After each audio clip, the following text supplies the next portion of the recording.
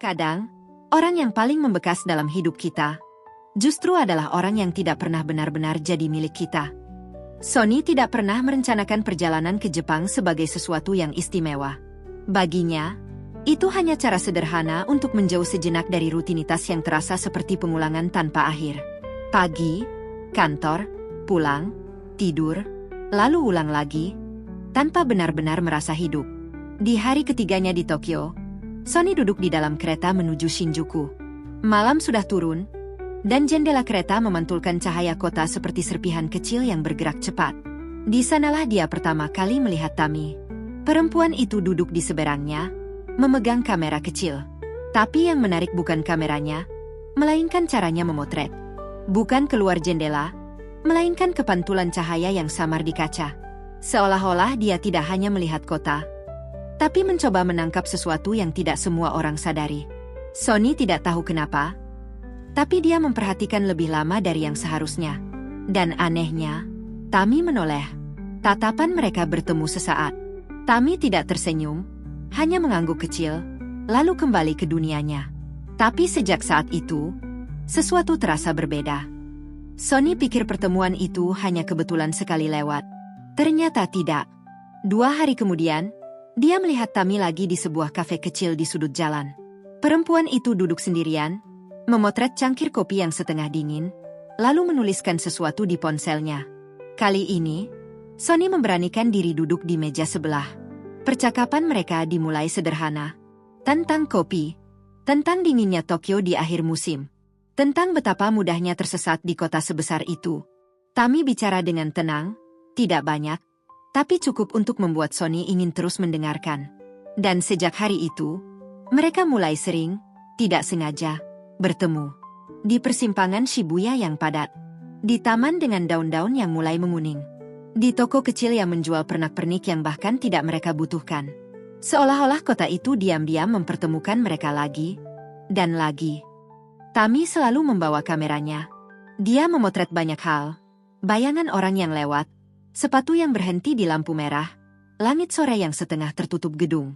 Sonny sering bertanya dalam hati, apa yang sebenarnya Tami cari? Tapi yang lebih aneh, Sonny mulai merasa dirinya juga dipotret.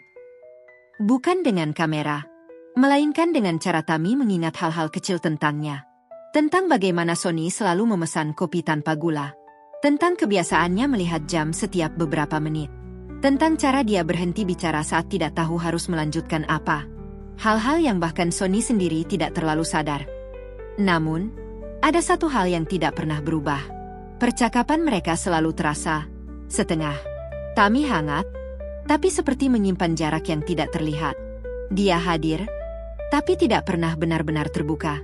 Seperti seseorang yang hanya singgah, bukan untuk tinggal. Dan Sonny, entah sejak kapan, mulai takut untuk bertanya terlalu jauh. Di hari terakhirnya di Tokyo, mereka berjalan tanpa tujuan yang jelas. Lampu-lampu kota mulai menyala. Udara terasa lebih dingin dari biasanya. Mereka berhenti di sebuah jalan kecil yang tidak terlalu ramai. Tami mengangkat kameranya, lalu tertawa kecil melihat hasil fotonya. Untuk pertama kalinya, Sonny melihatnya tertawa tanpa ditahan. Dan entah kenapa, momen itu terasa penting. Sonny terdiam beberapa detik, sebelum akhirnya memberanikan diri. Semua foto itu, buat apa? Tami tidak langsung menjawab. Dia menurunkan kameranya, menatap hasil foto di layar, lalu berkata pelan, "Buat nanti, kalau aku lupa rasanya bahagia." Kalimat itu sederhana, tapi ada sesuatu di dalamnya yang terasa berat. Seperti ada cerita panjang yang tidak pernah diucapkan. Sonny ingin bertanya lebih jauh, tapi dia tidak melakukannya. Mungkin karena dia tahu, tidak semua hal harus dijelaskan. Malam itu adalah malam terakhir mereka berjalan bersama. Tidak ada pembicaraan tentang, nanti kita ketemu lagi. Tidak ada janji untuk tetap berhubungan. Tidak ada rencana apapun setelah ini. Hanya langkah kaki yang perlahan, dan waktu yang diam-diam habis. Di depan stasiun, mereka berhenti. Tami tersenyum kecil. "Terima kasih ya." Sonny mengangguk. Tidak ada pelukan. Tidak ada kata-kata besar. Hanya perpisahan yang terasa cukup. Dan mungkin memang harus seperti itu.